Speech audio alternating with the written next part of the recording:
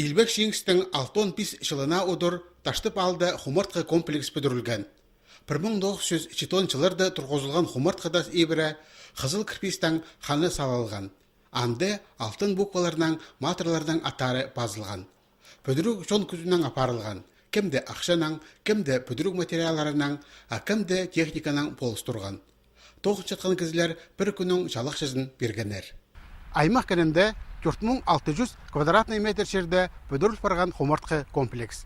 Анды таштып шеренен Илбек әдешады, пазааның сондағы ашылырды, кезек шалызығылырды, арылысқан кізілерінің аттары мрамор тастарды басылып барған. Оларының арасында шәжі интернационалистер асқынақ немес. Қолды мұлтық тұтынып, шерсуын арышыланар саны 8000 азыры. Амғы тұсты таштықтағы парк республиканың муниципальный пүтістеріндегі хумартқы комплекстер арасында ең артықтар санынды. 40 аз роқшыл тұрсылған обелиск иледі иргілен барған. Аны сұлтанды парктың тексе көрімі сайбылшы.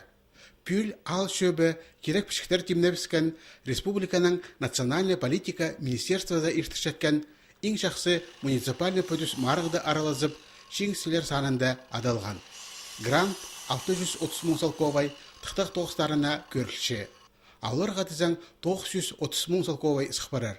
Қозы ақшы ташты пайманың паза ал чөбінің бюджеттерінен кірер. Бұ күнерді нашылақ тоғыстары басталыпсты. Бүдіргілерінің çoğunан оларны салы ирте пастан болса шақсы боларшық.